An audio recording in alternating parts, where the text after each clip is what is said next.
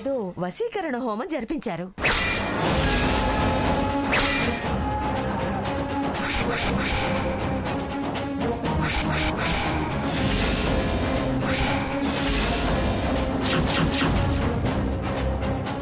పిచ్చి పిచ్చిగా మాట్లాడుకో భాగీరథి.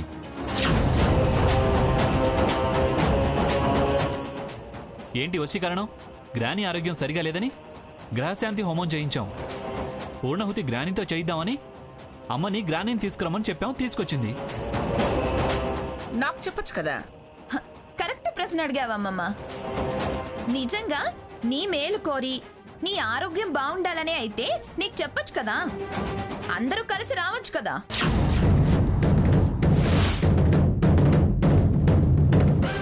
ఈవిడ గారు బైరాగులతో మృత్యుంజయ జపమని ఇంటికి సన్యాసుల్ని పిలిపించింది.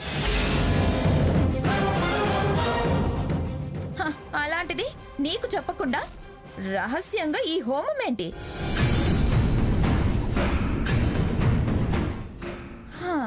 వీరు మాత్రమే రావడం ఏంటి?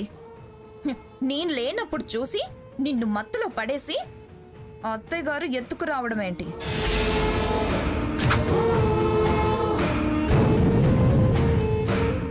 చెప్పండి, అది అడిగేదానికి సమాధానం చెప్పండి.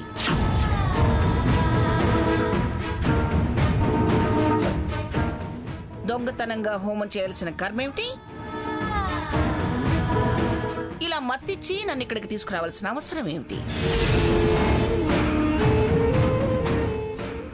మెలకుగా ఉంటే వశీకరణం అని నీకు అర్థమవుతుందిగా మంగా. నువ్వు ఆగుతావా గంగా భాగీరథి? వశీకరణాలు వాజీకరణాలు అనే మాటలు మేము ఇంతవరకు విననే లేదు. ఎవరికి రాని అలాంటి మాటలు నీ నోటి వెంట వచ్చినాయి అంటే మీరే అలాంటిదేమన్నా చేసుండాలి, లేదా చేస్తూనైనా ఉండాలి. లేకపోతే దీనికి ఇలా కాపలా కాయాల్సిన పనేంటి? పరుగులు తీస్తూ వచ్చి గుడిదాకా తెచ్చిన మంగను మీరు తప్పించడం ఏమిటి?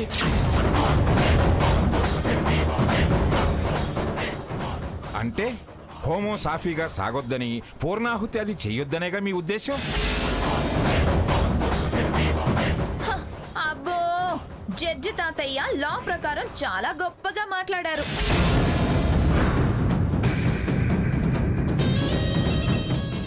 చెప్ప పెట్టకుండా చాటుగా చేసే హోమాలని, దాని అర్థాన్ని గొప్పగా మార్చి మా మీద రివర్స్ ప్లే చేస్తున్నారా?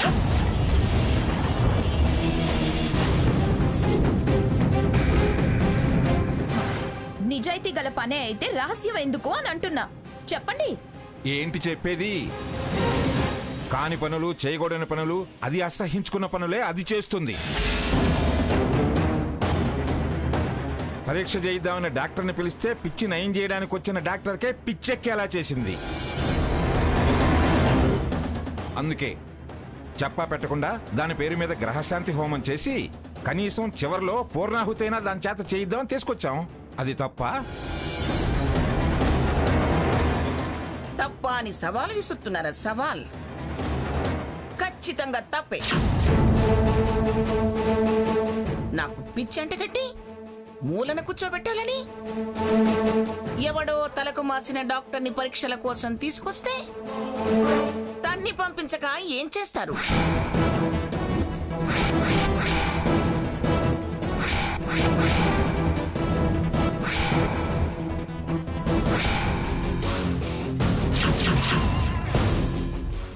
ఏ సీత, ఎగ్జిక్యూటివ్ చైర్మన్ అయినా ఫుల్ చెక్ పవర్ నీకు రాలేదని నన్ను వశపరుచుకొని ఏదో సాధిద్దామని ఈ మాత్రం దానికి వీళ్ళందరినీ గంగిరెద్దులు చేస్తావా? అయ్యో, వీళ్ళకేం తెలియదమ్మమ్మ గారు, మీరు ఎందుకిలా మారారా అని.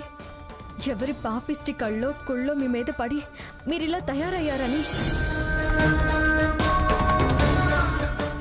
లేక ఏ గ్రహదోషమో మీతోటి ఇలాంటి పనులు చేయిస్తున్నాయో అని. నేనే గ్రహశాంతి హోమం చేయిస్తే దోషాలు తొలగిపోతాయని, పూర్వంలో మీరు అవుతారని ఏర్పాటు చేయించాను. పూర్వపు అమ్మమ్మ గారే ఈ అమ్మమ్మ గారు. ఏ మార్పు లేదు. మీరు తప్పు పడితే తప్పైపోతుందా? అయినా మీరిద్దరూ నా మనవరాళ్లేగా. దాన్ని చెడ్డదానివి అన్నప్పుడు నేను మంచిదాన్ని అయ్యానా? హ? అదే స్వర్ణని మంచిదంటుంటే చెడ్డదాన్ని అయ్యాను. మీరు దాన్ని ప్రేమగా చూడాలని, అది మంచిగా మారాలని కోరుకున్నాను, కానీ మీరు తప్పు పట్టే పనులు నేను చేస్తున్నానా? చాలే ఆపవే. నీ కోరికలేమిటో నాకిప్పుడే పూర్తిగా అర్థమవుతున్నాయి. అది ఆశపోతుందనుకున్నాను, కానీ నువ్వు దురాశపోతువి. దాన్ని దగ్గరకు తీసుకునేసరికి నువ్వు కుళ్ళు గుమ్మడికాయవని అర్థమైపోయింది.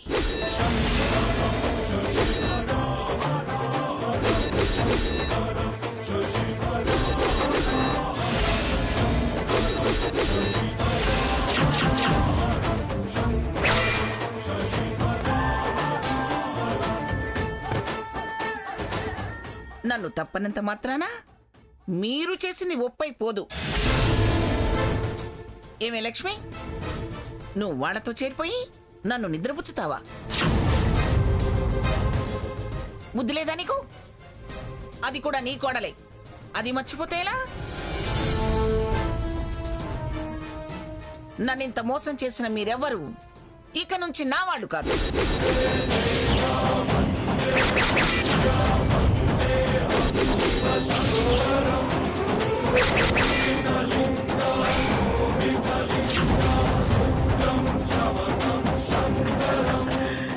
స్వర్ణ డార్లింగ్ ఒక్కతే నా మనవరాలు.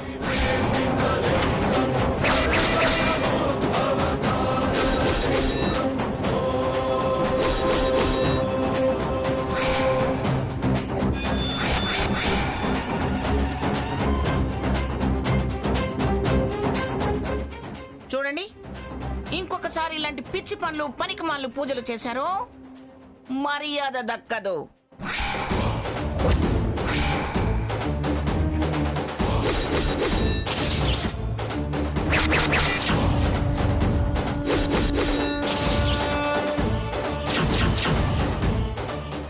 కమ్మేసిందే, నీకు పూర్తిగా మైకం కమ్మేసింది. వీళ్ళిద్దరూ కలిసి నీ బుర్ర చెడగొట్టి సీసాలోకి దించేశారు.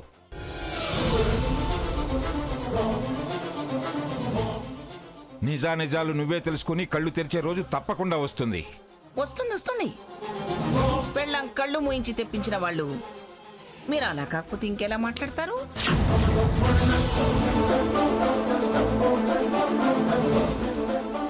కళ్ళు మూసుకుపోయింది, మైకం కమ్మింది నాకు కాదు, మీకు.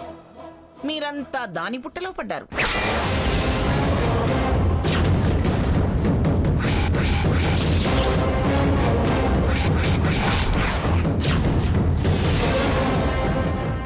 గ్రానీ, ఏం మాట్లాడుతున్నావు? మేం బుట్టలో పడ్డం ఏంటి? మేము హోమం చేయించింది నీకోసం అంటే నమ్మవేంటి గ్రానీ? నమ్మటానికి నానమ్మ పాత నానమ్మ కాదు సాకేత్. నోరు మూయిండ్రా పిచ్చి వెదవల్లారా. ఆయన గారంటున్నారుగా ఏదేమిటో తొందరలోనే తెలుస్తుందని. అప్పుడు మాట్లాడుకుందాంరా. ఎవరి మేలు కోరి ఎవరేం చేశారో, ఎవరి స్వార్థం కోసం ఏం చేశారో అప్పుడు తెలుస్తుంది. పద డార్లింగ్, పదమ్మా.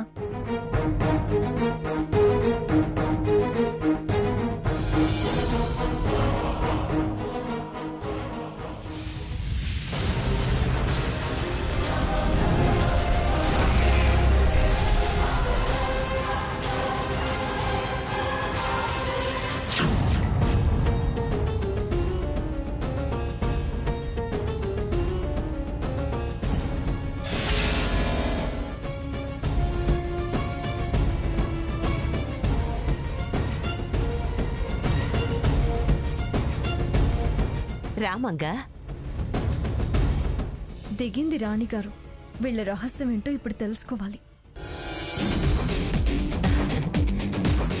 మంగా, మన ఫ్రెండ్షిప్ మళ్ళీ ఇలా కుదిరిన సందర్భంగా నీకు ట్రీట్ ఇవ్వాలని స్వర్ణతో చెప్పా.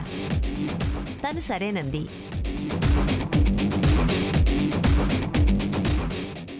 నువ్వు రావటం నాకు చాలా సంతోషంగా ఉంది.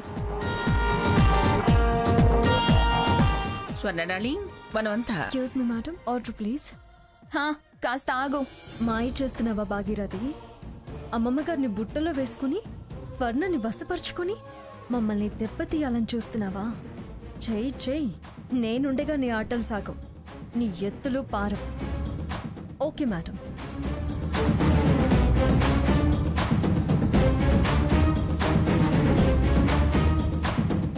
ఆ సీట్ వచ్చి మన హ్యాపీనెస్ మొత్తం పాడు చేసింది. అదొచ్చి పాడు చేస్తే మన ఆనందాలు పాడైపోతాయా?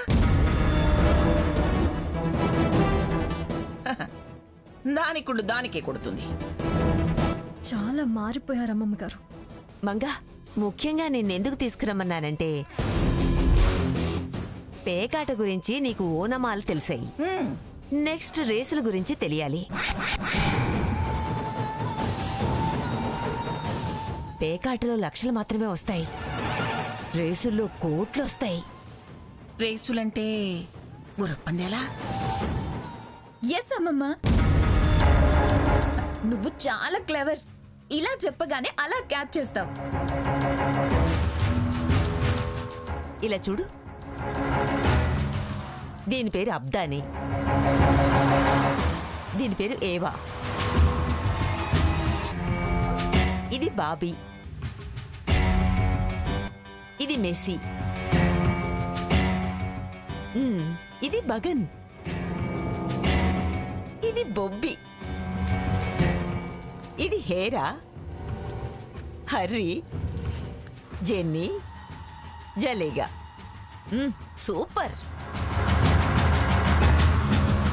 వీటిలో బాబీ, బగన్, హర్రీ, హసన్, బొబ్బి నా పేరు మీద, నా మనవరాలి పేరు మీద ఉన్నాయి. మా సొంత రేసు గుర్రాలు. మళ్ళీ మనం ఫ్రెండ్స్ అయిన సందర్భంగా నీకు మా బొబ్బిని గిఫ్ట్గా ఇద్దామనుకుంటున్నాను. అందుకే పిలిచాను మంగా.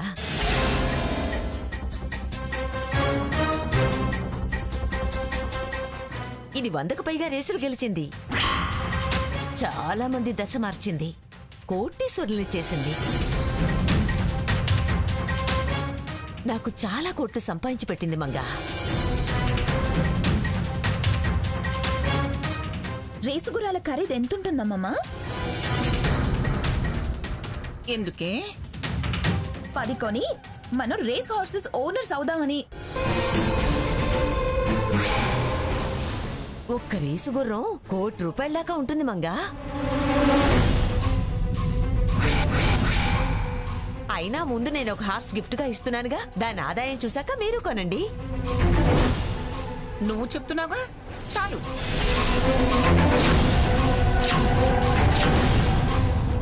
అమ్మమ్మ, అంత ఖరీదైన దాన్ని వారు గిఫ్ట్గా ఇచ్చినా నువ్వు తీసుకోవడం బాగుంటుందా? ధర కట్టి డబ్బులు ఇచ్చేద్దాం. గిఫ్ట్కి ధర కట్టడం ఏంటి స్వర్ణ? అది ఫ్రెండ్షిప్ అనిపించుకోదు. దాని ద్వారా మేము సంపాదించినప్పుడు అది వ్యాపారమే అవుతుంది. అంతో ఇంతో పెట్టుబడి పెట్టకుండా వ్యాపారం లాభసాటి కాదు. రేపు నా పుణ్యానా, నా దానం పుణ్యానా వాళ్ళ దశ మారింది అంటే నేను అలాంటి మనిషినా మంగా? అదంతా కాదు, మీరు డబ్బులు తీసుకోవాల్సిందే. గుర్రాలని గాడిదల్ని అంటకట్టి గుల్ల చేయాలని చూస్తున్నారా? చెప్తా మీ సంగతి. Madam, order please. ఏంటి నువ్వు? సర్లే, 4 చికెన్ సూప్ పట్టరా. Okay madam. అలాగే. అమ్మమ్మ, నువ్వు చెక్ రాసివ్వు. నన్ను ఇన్సల్ట్ చేస్తావా స్వర్ణ? అమ్మమ్మ చెప్పింది వినాలిగా, ఇన్సల్ట్ అనుకోవద్దు. స్వర్ణ చెప్పింది కరెక్ట్. బాకీ చెప్పు, దాని రేట్ ఎంత? అది అది 1,25,00,000 ఇస్తుంది అంతే. 25 తగ్గించి 1,00,00,000కి చెక్ ఇవ్వమ్మమ్మా. బాగుంది. ఏం భాగి, నువ్వేమంటావు? నీ ఇష్టం, నేనేం మాట్లాడను.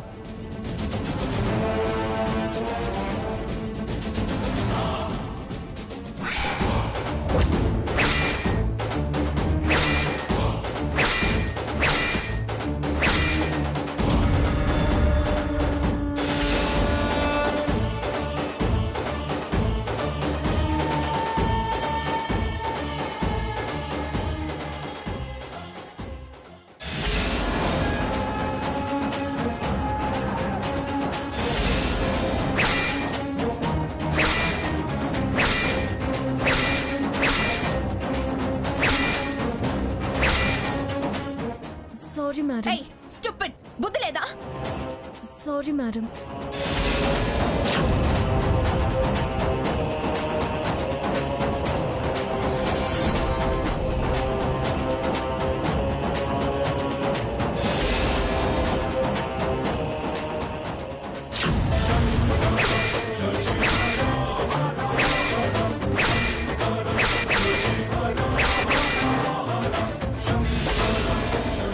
నువ్వా? ఈ వేషం ఏంటి? నన్ను అమ్మమ్మని ఫాలో అవుతున్నావా? ఎంత ధైర్యమే నీకు? ఏయ్, ఎందుకు ఇలా మా వెంట పడ్డా? మొద నష్టపుతానా? మేమిలా సరదాగా సంతోషంగా ఉంటే చూడలేకపోతున్నావా? ఇలా మా వెంటపడి వేధించాలని ప్రతిజ్ఞ తీసుకున్నావా? ఇలా సర్వర్ వేషం, సన్నాసి వేషం వేయడానికి సిగ్గులేదా నీకు? ఎగ్జిక్యూటివ్ చైర్మన్ అంటే ఈ గెటప్పేనేమో మంగా. నీ బుద్ధి మారదా? అందుకే ఈ దరిద్రపు వేషం వేసావా? నీ దరిద్రపు చెస్లకి చెక్ పెట్టాలని ఈ అవతారం ఎత్తాను.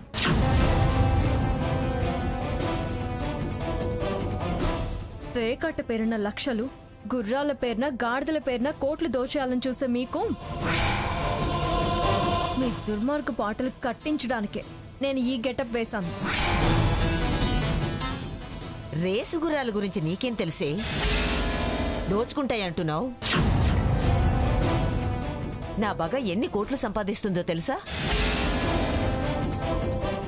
పోవే ముసలి గుర్రమా.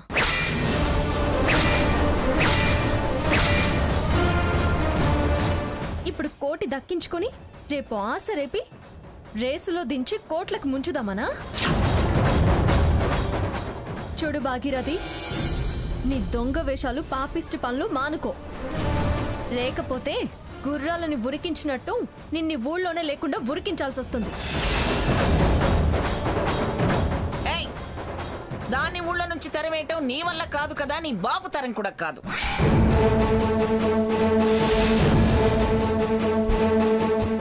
చిల్లర వేషాలు, చిల్లర పనులు, చిల్లర మాటలు మానుకో. ఇంకోసారి ఇలా ఫాలో అయ్యి వెదవ తెలివితేటలు చూపిస్తే నిన్నింట్లోంచి తరిమేయాల్సి వస్తుంది. తాతయ్య గారు ఇచ్చిన పర్మిషన్ ఉంది. నన్నింట్లో నుంచి తరమడం నీ వల్ల కాదు. నువ్వు ఇంటికి కన్నం వేసే పనులు మానుకో. ఈ భాగీరథి నమ్ముకుంటే తర్వాత భవతి భిక్షాందేహి అని అడుక్కోవాల్సి వస్తుంది. ఛ! ఎక్కడైనా చిల్లర పంచాయతీలే. అమ్మమ్మ, దీన్ని ఏదో ఒకటి చేయాలి. లేకపోతే మనల్ని సుఖపడినివ్వదు, ప్రశాంతంగా బ్రతకనివ్వదు. సుఖ సంతోషాలని, ప్రశాంతతని, మనశ్శాంతిని లేకుండా చేస్తున్నది నువ్వు. మంగా, అందరూ మన్నే చూస్తున్నారు.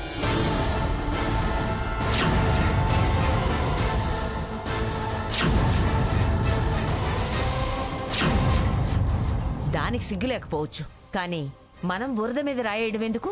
ముందుకి నుంచి వెళదాం పద. పదమ్మమ్మ. తల దించుకునేలా చేస్తుంది దయ్యం. సరేలే భాగి, నేను నీకు చెక్ ఇంట్లో ఇస్తాను. చెక్కు కాదు కదా, క్యాష్ కూడా అందనివ్వను.